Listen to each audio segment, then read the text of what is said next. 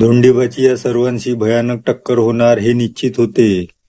मानवी शरीरात बदल होऊन तयार झालेले हे नरलांडगे खूप क्रूर होते. हजारो वर्षापासून पृथ्वीवर त्यांचे अस्तित्व होते. यात काही चांगले सुद्धा होते.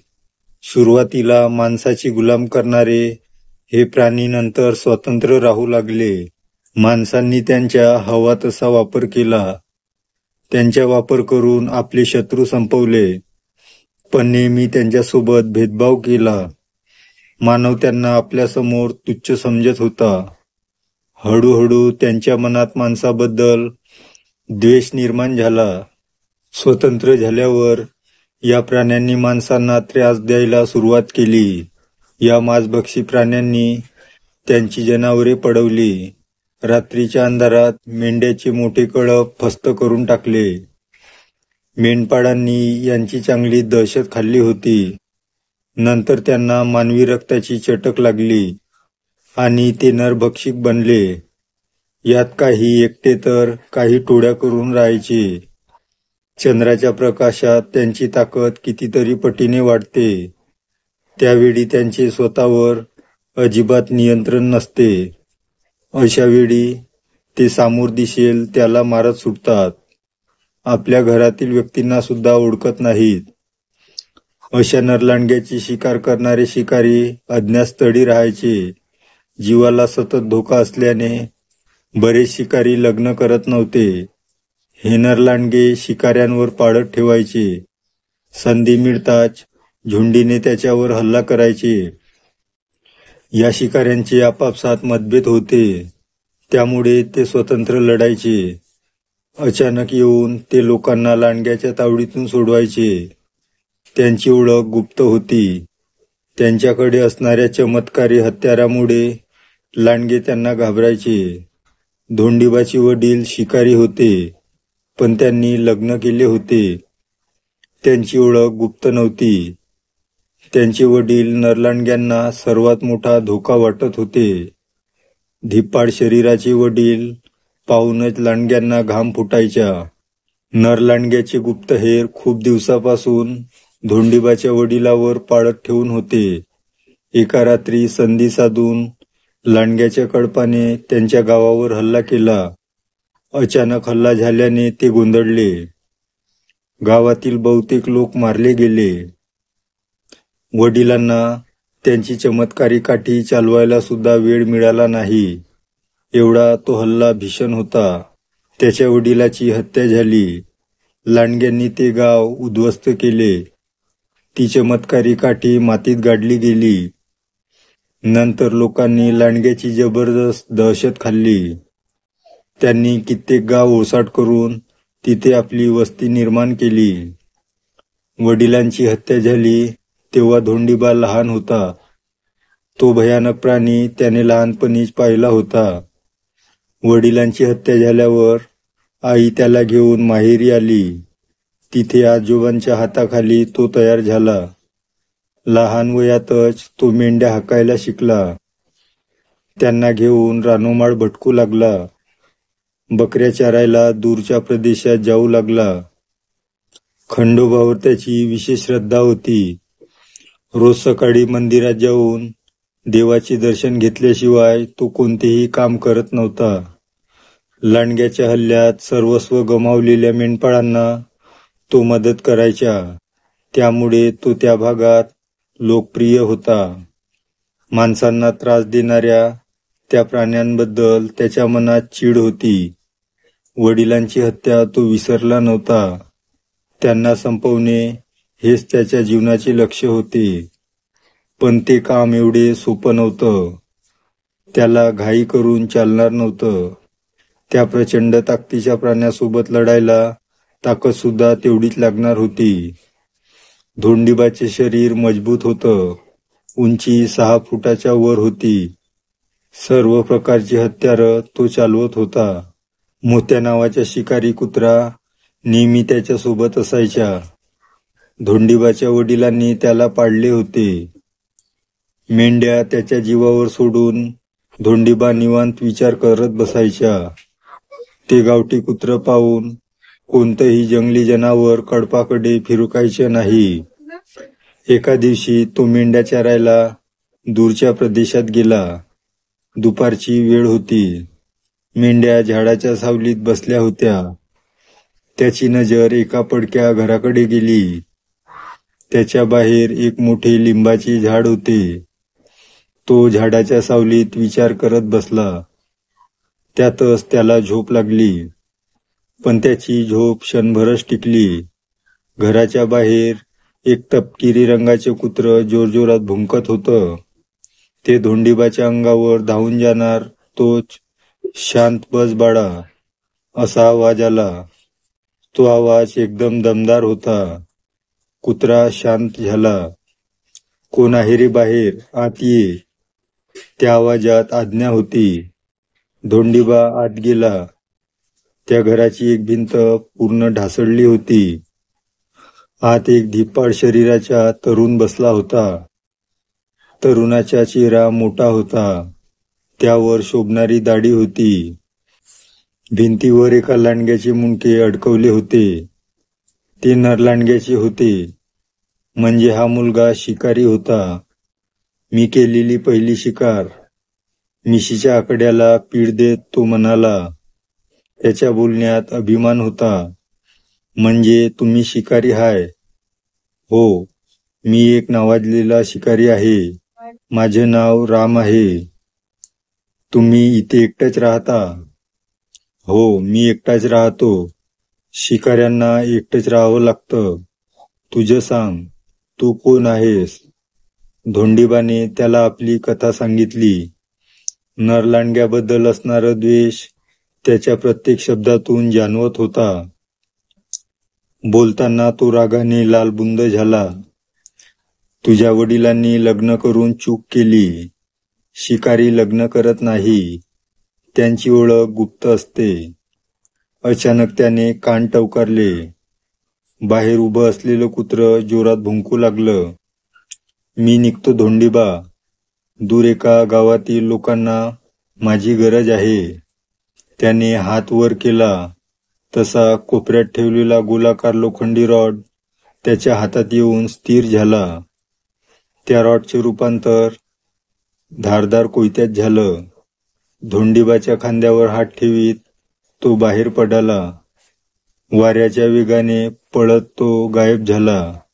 ते तपकिरी रंगाचे कुत्र लांब उड्या मारत त्याच्या मागे गेलं. तो गेल्यावर धोंडीबा कळप हाकत पुढे गेला. रामसोबत बोलल्यापासून त्याची शिकारी होण्याची इच्छा अजून प्रबळ बनली. पण धोंडीबाच्या आईला त्याचे शिकारी बनणे मंजूर नव्हते. वडिलांची झाली तशी अवस्था धोंडीबाची होऊ नये असे त्यांना वाटत होते. यावर्षी पाऊस म्हणावा असा पडला नव्हता. धोंडीबाच्या गावात गवताची काडी सुद्धा उगवली नव्हती. गावातील मेंढपाळ कुटुंब मेंढ्या चरायला दूरगावी जाऊ लागले. धोंडीबाला गाव सोडणे भाग होते. आई आजोबासह तो दूरच्या प्रदेशात जायला निघाला. 2 दिवस चालून सुद्धा कुठे हिरवे गवत दिसले नाही. मेंढ्या अर्धपोटी राहत होत्या.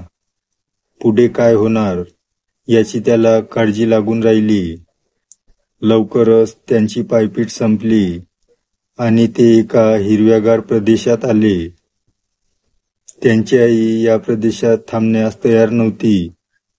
कारण त्यांचे उद्ध्वस्त झालेले गाव या प्रदेशात होते. इथे येताच तिच्या जुन्या आठवणी जाग्या झाल्या. धोंडीबाच्या वडिलांची नजरेसमोर झालेली हत्या तिला आठवली. धोंडीबाला आपले गाव आठवत नव्हते. वडिलांची हत्या मात्र त्यांच्या लक्षात होती. आजची रात्र त्यांना इथेच काढावी लागणार होती. मेंढ्या जाळीत सोडून धोंडीबा आराम करायला बसला. आकाशातील चांदण्या बघत त्याच्या मनात नेहमीचे विचार चालले होते. त्याची आई भाकऱ्या थापीत होती तर आजोबा हात मागे बांधून फिरत होते. अचानक एक तपकिरी रंगाचे कुत्र त्याच्या समोर येऊन उभं राहिलं. पाठोपाठ हातात धारदार कोयता घेतलेला राम समोर आला. अरे धोंडीबा, तू इथं काय करतोस? मेंढ्या घेऊन आलोय. पण तुम्ही इकडं कुठं? जवळच एक नरलांड्याचे गाव आहे, ते उद्ध्वस्त करायला चाललोय. मी पण येऊ? काय मरायचा विचार आहे का? मी मरणारा नाही, मारणारा आहे. चल पण, लांब उभं राहायचं. भुवया उंचावत राम म्हणाला. या मुलात शिकारी बनण्याची योग्यता आहे, हे रामने जाणवले होते. रामच्या हात पकडून तो क्षणात त्या गावात आला. ते धोंडीबाचे गाव होते. लांडग्यांनी ते उद्ध्वस्त करून त्या जागी आपली वस्ती बनवली होती. त्याच्या ओळखीची एकही खून राहिली नव्हती. धोंडीबाच्या मागे मोत्या धापा टाकत आला. त्याला पाहून रामला आश्चर्य वाटले. तू थांब इथंच, असे म्हणत राम झटकन एका घरात शिरला. त्या घरातून असंख्य किंकाळ्या ऐकू येऊ लागल्या. राम बाहेर आला तेव्हा त्याच्या कोयत्याला रक्त लागले होते. हातात एका नरलांड्याचे मुंडके होते. त्या किंकाळ्यांनी गाव खडबडून जागा झाला. नरलांडगे आपल्या घरातून बाहेर पडले. आकाशात चंद्र असल्यामुळे ते आपल्या मूळ रूपात आले होते. सर्वजण धिप्पाड होते. शरीराचा प्रत्येक अवयव फुगलेला होता. उंची 6 ते 7 फूट होती. अंगावर काळे केस होते. हातापायाची नखं तीक्ष्ण होती. महत्वाचे म्हणजे हे प्राणी माणसाप्रमाणे 2 पायावर उभे होते. त्यांचे डोके लांडग्याचे आणि शरीर माणसाचे होते. तोंडातून लाल रंगाची लाळ टपकत होती. धोंडीबा या प्राण्याला दुसऱ्यांदा बघत होता. त्याच्या मनात या प्राण्याबद्दल प्रचंड चीड होती. नकळत त्याच्या हातांच्या मुठी आवळल्या गेल्या. आपण आपल्या जन्मगावी आहे, इथेच आपल्या वडिलांची हत्या झाली. हे त्याच्या लक्षात आले नाही, कारण मूळ गावच्या सगळ्या खुणा नष्ट झाल्या होत्या. राम त्याचे हत्यार वेगाने फिरवत त्या प्राण्यांवर तुटून पडला. त्याच्या कोयत्याने लांडग्यांची मुंडकी क्षणात धडावेगळी होत होती. खाली पडलेल्या धडातून गरम रक्ताच्या चिरकांड्या उडत होत्या. रामचा चेहरा आणि कपडे रक्ताने भरून गेले. रक्तळलेल्या चेहऱ्यामुळे तो उग्र दिसत होता. त्याच्या तपकिरी कुत्र्याचा आकार भयंकर मोठा झाला होता. तो एका वेळी 4 लांडग्यांना लोळवत होता. नरलांडग्याची संख्या झपाट्याने कमी होऊ लागली. किंकाळ्याने आणि विवळण्याने तो परिसर थरारून उठला. अचानक 4ही बाजूने नरलांडग्यांच्या झुंडी गावात शिरल्या. एवढे लांडगे पाहून राम घाबरला. तरीही तो त्वेषाने लढत होता. अंगावर कोसळणाऱ्या लांडग्यांचे हवेत तुकडे करत होता. नरलांडग्यांना मरायचे भय नव्हते. एक मेला की त्याच्या जागी 10 येत होते. आता त्याच्या निभाव लागणे अवघड होते. तो सहज पळून जाऊ शकत होता. त्यामुळे त्याची इतर शिकारी लोकात बदनामी झाली असती. एवढा वेळ हत्यार चालवत असलेला राम दमला. प्रथमच एका लांडग्याने आपला पंजा त्याच्या पोटात खुपसला. त्याच्या कोयता खाली पडताच त्याचे रूपांतर साध्या लोखंडी रॉडमध्ये झालं. तपकिरी रंगाचा कुत्रा आपल्या मूळ आकारात आला. क्षणात एका लांडग्याने त्या कुत्र्याचे 2 तुकडे केले. रामची ताकद संपत चालली होती. उभं राहणंही त्याला जमत नव्हतं. डोक्यापासून ते पायापर्यंत तो रक्ताने भिजला होता. त्याची हालचाल बंद पडत चालली. तो पडताच सगळे लांडगे आरोड्या ठोकत आनंद व्यक्त करू लागले. त्याच्या प्रेताभोवती लांडग्यांनी गर्दी केली. त्याचे लचके तोडत ते निवांत खाऊ लागले. हे प्राणी किती क्रूर आहेत याची प्रचिती धोंडीबाला दुसऱ्यांदा आली होती. बघता बघता रामचा देह त्यांनी पोटात घातला. लांडग्यांच्या शिकारी स्वतः शिकार बनला होता. आपल्या नजरेसमोर रामचा झालेला अंत पाहून धोंडीबाला वाईट वाटले. आपण त्याची मदत करू शकलो नाही ही सल त्याच्या मनात कायम राहणार होती. तो सुन्नपणे समोरचे दृश्य पाहत होता. मोत्याचे भुंकणे त्याच्या कानी पडलेच नाही. आपल्या मागे कोणीतरी उभं असल्याची जाणीव त्याला झाली. मागे पाहिले तर त्याच्यापेक्षा दुप्पट वजनाचा नरलांडगा उभा होता. तो धोंडीबाकडे बघत गुरगुरत होता. जराही न घाबरता धोंडीबा एकटक त्याच्या डोळ्यात बघत होता. त्याची नजर पाहून लांडगा क्षणभर चरकला. त्याने धोंडीबाला उचलून गवतात फेकले. इतर लांडग्यांची नजर धोंडीबावर पडताच सगळे तिकडे धावले. धोंडीबाने त्याचा प्रतिकार केला, पण या राक्षसासमोर त्याची ताकद कमी पडत होती. त्याला खाली पाडून ते नरलांडगे त्याचे शरीर ओरबडत होते. त्यांच्या तीक्ष्ण नखांनी त्याचे शरीर रक्तबंबाळ झाले. चेहरा, हात, छातीवर नखांचे खोल उरण उमटले. धोंडीबा उठण्याचा प्रयत्न करीत होता, पण तो चारही बाजूंनी घेरला गेला होता. आपण इथून जिवंत परत जाणार नाही याबद्दल त्याची खात्री पटली. रक्ताच्या वासाने नरलांडग्यांचे डोके बधीर झाले. पोटात भुकेचा आगडुंब उसळला. त्याच्या मांसासाठी ते आपापसात झोंबाझोंबी करू लागले. एक जण त्याचा पाय पकडून फरफटत नेऊ लागला. त्याचे कपडे फाटून पाठ सोलवटून निघाली. यांच्यासोबत लढण्यासाठी फक्त मजबूत शरीर असून उपयोग नाही याची त्याला जाणीव झाली. अचानक त्याचे शरीर गरम होऊ लागले. सर्वांगाला घाम फुटला. त्याला ओढणारा लांडगा जागेवर थांबला. तो जीव खाऊन त्याचा पाय ओढत होता, पण धोंडीबा जराही पुढे सरकत नव्हता. त्याने पाय झटकताच तो लांडगा लांब जाऊन कोसळला. आसपास भांडणारे नरलांडगे शांत होऊन काय झाले ते पाहू लागले. विजेचा झटका बसल्यासारखा धोंडीबा उभा राहिला.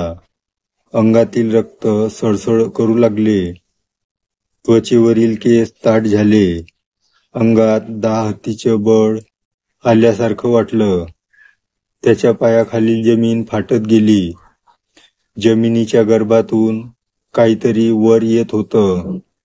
वरची माती खाली जाऊन खालची भुसभुशीत माती वर येऊ लागली. जमिनीतून एक विजेच्या वेगाने एक काठी वर आली. ती थेट धोंडीबाच्या हातात येऊन स्थिर झाली. काळ्या रंगाची कोरीव नक्षीकाम केलेली ती काठी पुरुषभर उंचीची होती. याच ठिकाणी त्याच्या वडिलांची हत्या झाली होती. गाव उद्ध्वस्त झाल्यावर त्यांची चमत्कारी काठी इथेच गाडली गेली होती. काठीचा वापर त्याच्याशिवाय कोणालाच करता येत नव्हता. धोंडीबा त्यांचा वारसदार होता, म्हणून ती काठी त्याला मिळाली होती. खाली कोसळलेला नरलांडगा गुरगुरत धोंडीबाच्या अंगावर धावून आला.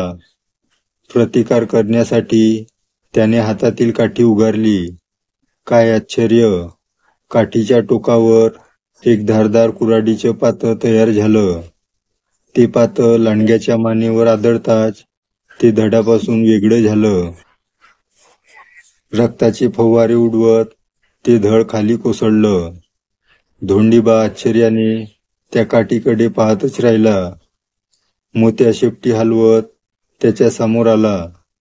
धोंडीबाने हात लावताच त्याचा आकार मोठा झाला. श्वासोश्वासाबरोबर त्याच्या तोंडातून आग बाहेर पडत होती. धोंडीबासाठी हे दुसरे आश्चर्य होते. त्यांच्या चारही बाजूला नरलांडगे जमले होते. ते हळूहळू दोघांच्या दिशेने पुढे सरकत होते. आता असे 1000 आले तरी तो घाबरणार नव्हता. धोंडीबाने काठी कपाळावर टेकवली. जय मल्हार म्हणत त्या प्राण्यांवर तुटून पडला. विलक्षण चपळाईने काठी फिरवत तो एकेकाची मुंडकी उडवत होता. मुंडकं धडापासून वेगळं होताच गरम रक्ताची चिरकांडी त्याच्या अंगावर उडत होती. कुऱ्हाडीचं पातं लालबुंद झालं होतं. ते रक्तामुळे नसून धोंडीबाला आलेल्या रागामुळे झालं होतं. किती मुंडकी उडाली याचा हिशोब नव्हता. सगळीकडे रक्तामासाचा चिखल झाला होता. आकार बदललेल्या मोत्याने कित्येक नरलांडगे छिन्न विछिन्न केले होते. त्याचे रूप अतिशय उग्र होते. त्या प्राण्यांची संख्या हाताच्या बोटावर मोजण्या इतकी राहिली होती.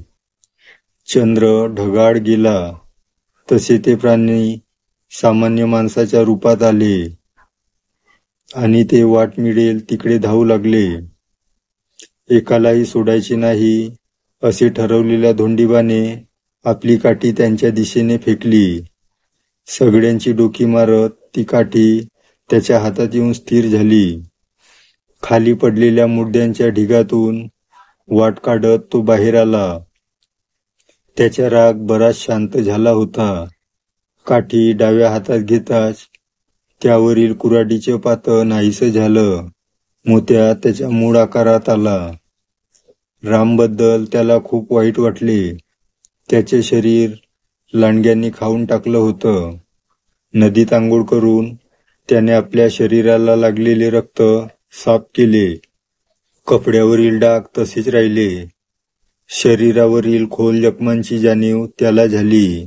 तो आपल्या मुक्कामाच्या ठिकाणी आला. आई आणि आजोबा त्याची बराच वेळ वाट पाहत होते.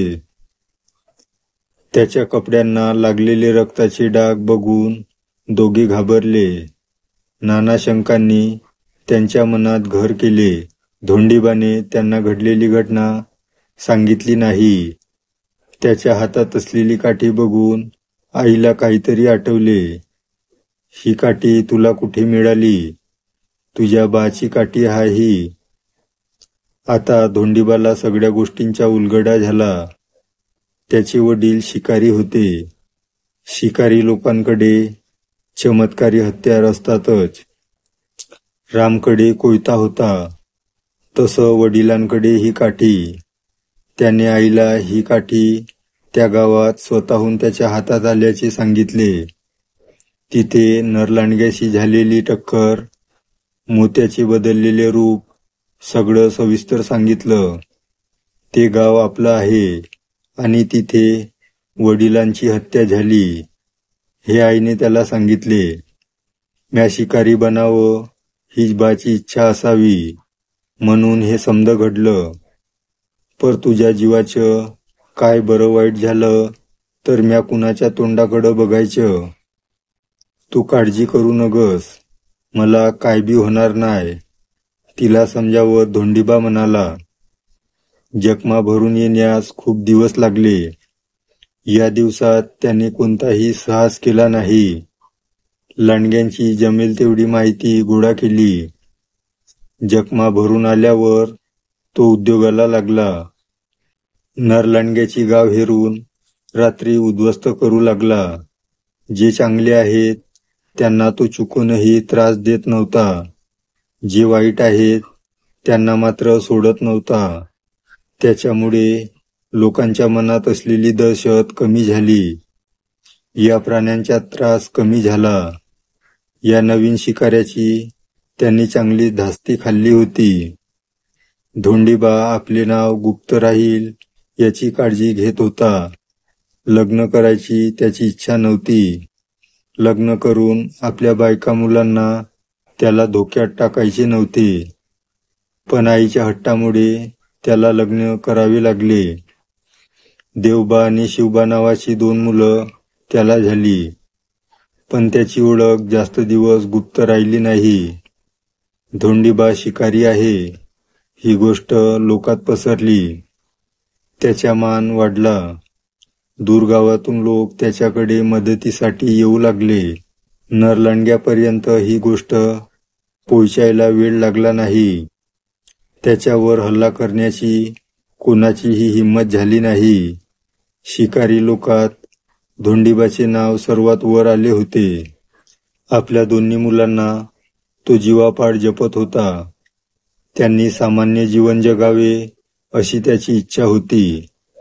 आपला बाप शिकारी आहे हे त्याने दोघांना कळू दिले नव्हते. तो जास्तीत जास्त वेळ मुलांसोबत घालवायचा. त्यांना एकट्याला गावी पाठवून त्यांनी चुकी केली होती. या प्रवासात त्यांनी प्रत्यक्ष नरलांडगे बघितले होते.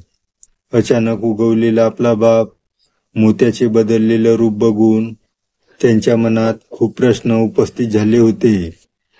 त्यांना त्यांच्या प्रश्नाचे उत्तर द्यावेच लागणार होते. समोर उभे असलेले नरलांडगे संपवल्यावर त्यांना उत्तर मिळणार होते. ते प्राणी बघून दोघे घाबरले होते. मोत्याने त्यांना दूर उचलून ठेवले. पुढच्या पंजाने जमीन उकरत तो गुरगुरू लागला. हातातील काठी फिरवत धोंडीबा लांडग्याकडे धावला. मोठ्या उड्या मारत मोत्या त्यांना सामोरा गेला. दोन्ही मुलासमोर ते भयानक युद्ध चालू होते. रक्ताच्या चिरकांड्या उडवत कोसळणारी धड पाहून ते थरथर कापत होते. एक मुंडके तर थेट त्यांच्या पायासमोर येऊन पडले. निम्मे अर्धे लांडगे त्यांनी संपवले होते. दोघे त्या प्राण्यांशी झुंज देण्यात गुंतले होते. एका नरलांडग्याने त्या लहान मुलांवर हल्ला केला. दोघे जखमी झाले. धोंडीबाने फेकलेल्या काठीने त्याचे मुंडके उडाले, पण तोपर्यंत उशीर झाला होता. नरलांडग्याने दोघांच्या चावा घेतला होता. राहिलेले लांडगे संपवून धोंडीबा दोघांकडे धावला. ते सुरक्षित होते पण जखमी होते. ती जखम साधी नव्हती. पुढे तिचे भयानक परिणाम दिसणार होते. कपाळाला हात लावत धोंडीबा खाली बसला. या पुराचं पुढं कसं होणार या विचारानं त्याचा जीव कासावीस झाला. या प्राण्यांच्या हल्ल्यात जखमी झालेली लोक पुढे जाऊन त्यांच्यासारखी बनतात. लहान असल्याने दोघांवर लगेच त्याचा परिणाम दिसून येणार नव्हता. आकाश पुन्हा ढगांनी भरून आले. मनाशी काहीतरी निश्चय करून तो उठला. चला पोरांनो, उशीर होतोय. आपल्या शिल्लक राहिलेल्या मेंढ्यांच्या कळप हाकत तो म्हणाला. दोन्ही मुलं चुपचाप त्याच्या मागं निघाली. घाबरल्यामुळे दोघे काहीच बोलत नव्हते. पावसाची भुरभुर झेलत ते सकाळपर्यंत चालत राहिले. मजल दर मजल करत वाटेत थोडी विश्रांती घेत ते आपल्या गावात पोहोचले. इतर मेंढपाळ कुटुंब अगोदरच तिथे दाखल झाले होते. धोंडीबाला यायला थोडा उशीर झाला. त्याची बायको अजून माहेरीच होती. वाटेत दोन्ही भावांनी आपल्या बापाला प्रश्न विचारून भांडावून सोडले. त्याच्या सर्व प्रश्नांची उत्तर धोंडीबाने दिली. आपले वडील त्या भयानक प्राण्यांची शिकार करतात हे त्यांना समजल्यावर दोन्ही भावांनी शिकारी बनण्याची इच्छा व्यक्त केली. पण ते शिकारी बनू शकत नव्हते. पुढे जाऊन दोघे हिंसक नरलांडगे बनणार होते. इतर शिकारी लोकांकडून त्यांची शिकार होणार होती. त्यांना मारणारा शिकारी स्वतः धोंडीबा सुद्धा असू शकत होता. आपल्या हातून आपल्याच मुलांची हत्या हा विचारच धोंडीबाला सहन होत नव्हता.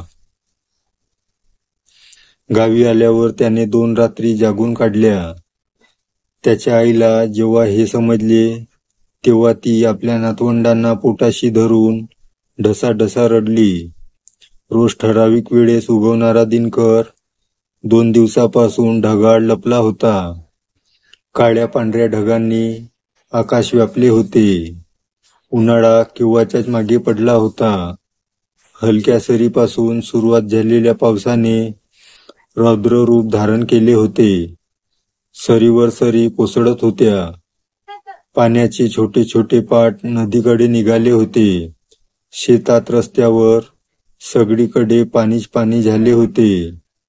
त्या दिवशी तर जणू ढगफुटीच झाली होती.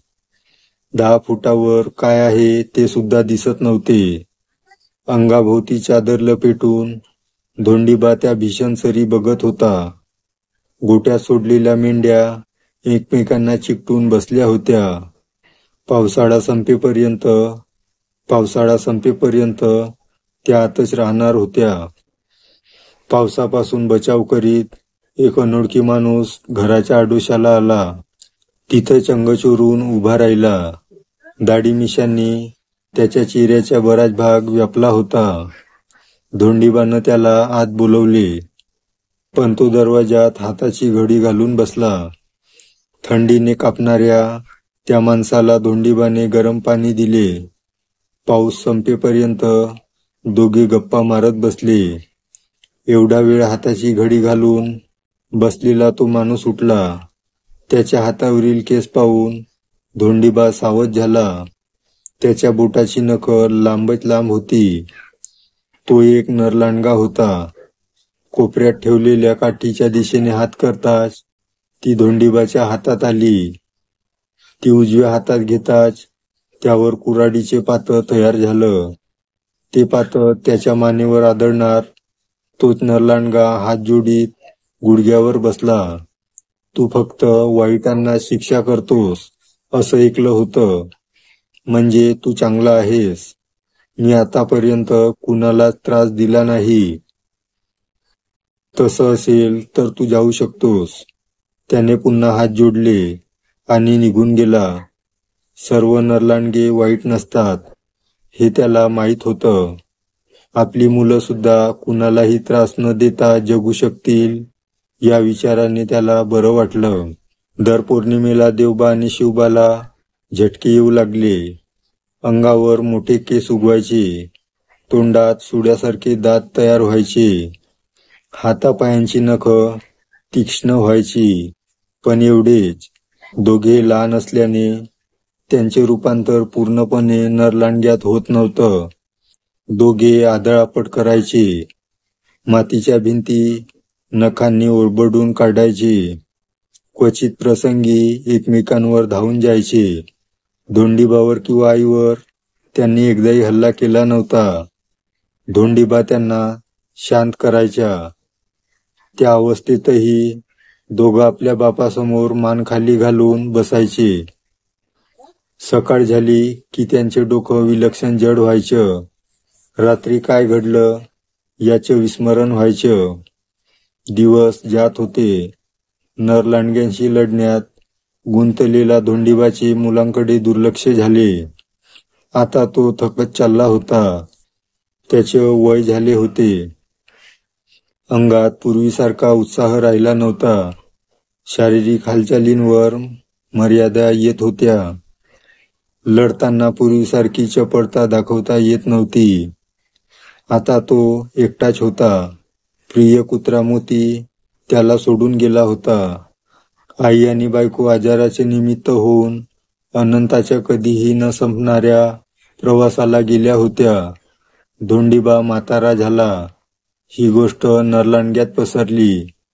त्याला संपवण्याच्या योजना आखल्या जाऊ लागल्या. नरलांडग्याचे गुप्तहेर त्याच्या आसपास फिरू लागले. देवबा आणि शिवबाला आपल्या शरीरात होणारे बदल जाणवत होते. पौर्णिमेला येणारे झटके आता कधीही येऊ लागले. आकाशातील चंद्र पाहताच त्यांचे डोके बधीर व्हायचे. तो प्रकाश अंगावर पडताच दोघे हिंसक बनायचे. त्यांनी कोणावरही हल्ला केला नव्हता.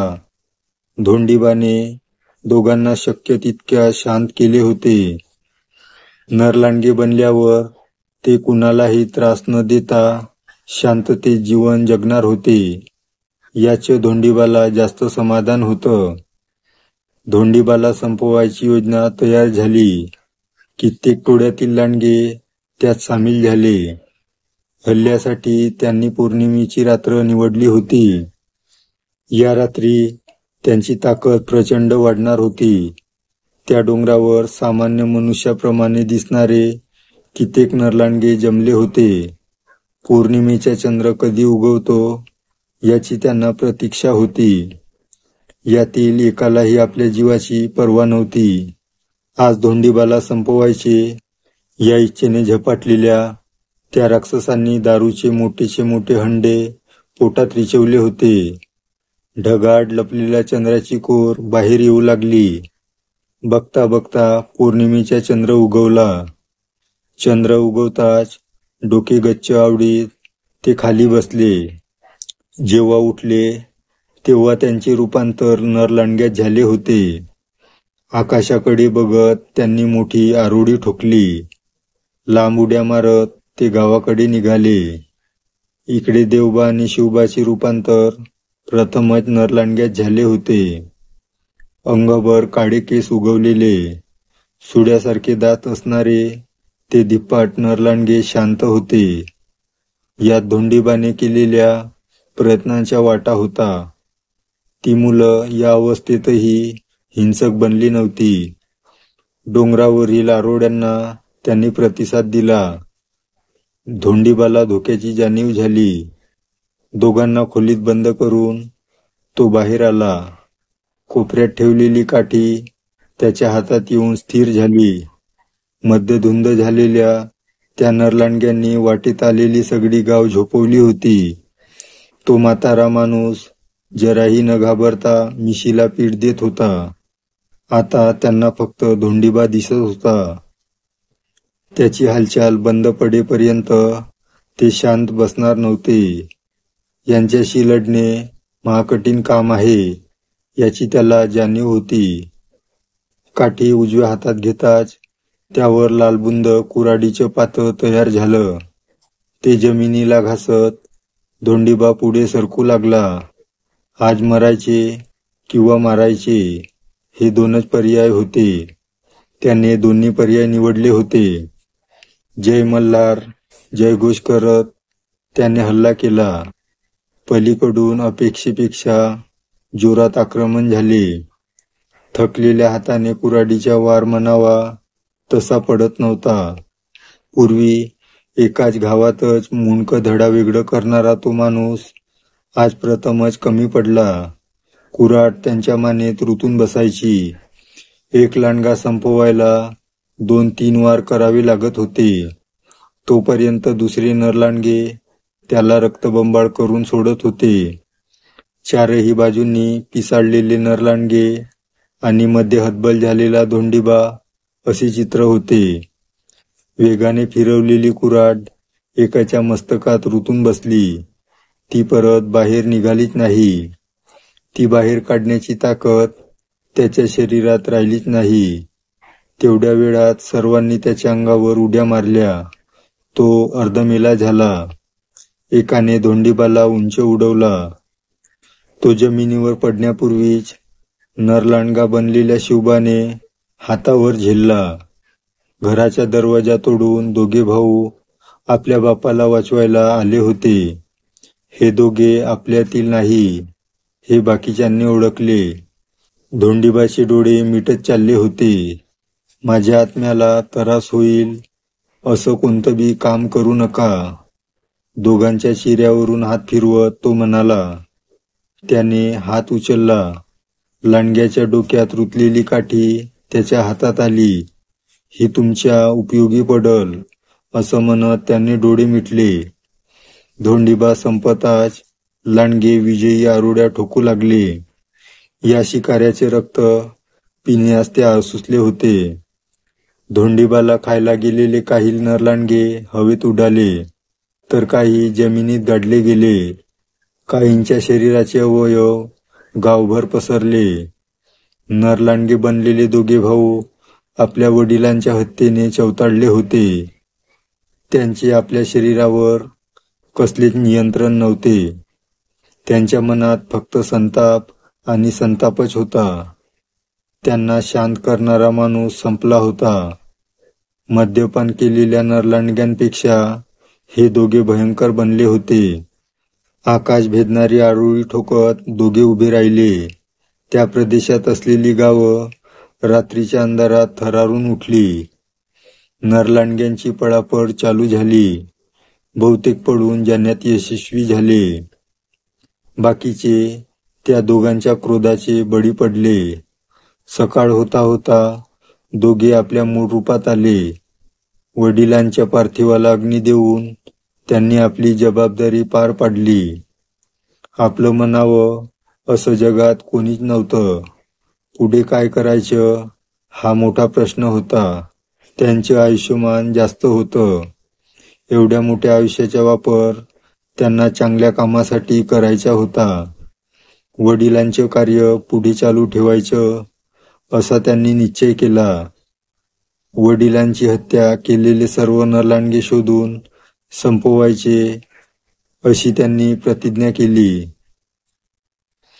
वडिलांनी दिलेली काठी त्यांनी घरात जपून ठेवली. गरज पडल्यास ते तिचा वापर करणार होते. लोकांना त्रास देणाऱ्या नरलांडग्यांना शिक्षा देण्यास त्यांनी सुरुवात केली. वडिलांच्या हत्येत सामील झालेल्या सर्वांची त्यांनी माहिती काढली. हे समजताच त्या कटात सामील असलेले नरलांडगे रूप बदलून फिरू लागले. त्यांना शोधण्यात त्यांची बरीच वर्ष खर्च झाली. बहुतेक नरलांडगे त्यांनी संपवले होते. सध्याच्या युगात रूप बदललेले नरलांडगे ओळखणे महाकठीण काम होते. यातील दोघांनी रघु आणि काळू नावाच्या 2 मुलांचे रूप धारण केल्याची माहिती त्यांना मिळाली. या 2 मुलांना त्यांनी मारले होते. आसपासच्या गावातील लोकांना त्रास द्यायला त्यांनी सुरुवात केली होती. रक्ताला चटवलेले हे नरभक्षी प्राणी लोकांचा जीव घेत होते. देवबा आणि शिवबाला हे समजले. त्यांच्या बंदोबस्तासाठी निघालेल्या दत्ता आणि सोमनाथ नावाच्या 2 शूटरचे रूप त्यांनी घेतले. रघु आणि काळूने दोघांना ओळखलं नाही. या दोघांना त्यांना सर्वांदेखत मारायचे नव्हते. दत्ताचे रूप घेतलेला देवबा रघुच्या मागावर होता. रघुचे रूप घेतलेल्या लांडग्याचे वय देवबापेक्षा जास्त होते. ताकद त्याच्या दुप्पट होती. आपला भूतकाळ आठवत असलेला दत्ता म्हणजे देवबा भानावर आला. ढगाळ लपलेली चंद्रकोर बाहेर येत होती. त्या प्रकाशात देवबा नरलांडगा बनला. झुडपाट दडलेला काळू बाहेर आला. आतापर्यंत साध्या लांडग्याचे रूप घेतलेल्या काळूने नरलांडग्याचे रूप घेतलं. हा नरलांडगा देवबापेक्षा उंच आणि धिप्पाड होता. सामोर असलेले वडाचे झाड मुळासकट उपटून त्याने देवबाकडे भिरकावलं. देवबा लढायला तयार झाला. झाड वरच्या वर झेलत त्याने त्याचे तुकडे केले. मोठी आरोळी ठोकत ते हिंस्र प्राणी एकमेकास भिडले. रघुने मारलेल्या एकाच ठोक्यात देवबाच्या डोक्याला झिंजिण्या आल्या. एवढा जबरदस्त ठोसा त्याने कधीच खाल्ला नव्हता. देवबाने उत्तरादाखल मारलेल्या ठोसाच्या रघुवर काहीच परिणाम झाला नाही. त्याने देवबाला दूर डोंगरावरून फेकून दिले. डोंगराला धडकून देवबा वेगाने घरंगळत खाली जाऊ लागला. मोठमोठ्या दगडांना धडकत आदळत खाली पडला. तो पडलेल्या जागी एक मोठा खड्डा तयार झाला. डोंगरावर चढलेल्या काळूने त्याच्या पोटावर उडी मारली. देवबाच्या शरीरातील मांस फाटत गेलं. रघु त्याला फरफटत एका खोल दरीजवळ घेऊन गेला. याच्याशी लढणे सोपं नाही हे ओळखून देवबाने वेगळी शक्कल लढवली. त्याने हात वर करताच घरात ठेवलेली काठी क्षणात त्याच्या हातात आली. ती उजव्या हाती घेताच त्यावर कुऱ्हाडीचं पातं चमकलं. ते जोरात रघुच्या मानेवर आदळलं. एक मोठी किंकाळी फोडून त्या नरलांडग्याचं मुंडकं दरीत पडलं. त्याच्या रक्ताने देवबाचे अंग भिजून गेलं. रघुची किंकाळी ऐकून काळू उठला. बाहेर चंद्राच्या प्रकाशात येताच तो नरलांडगा बनला. त्याच्या मागे आलेल्या सोमनाथची म्हणजे शिवबाची चाहूल त्याला लागली. शिवबा नरलांडगा बनला होता. कोण तू? सावध होत काळू म्हणाला. तुम्ही मारलेला धोंडीबा माझा बा होता. त्याच्या अंगावर झेप घेत शिवबा म्हणाला.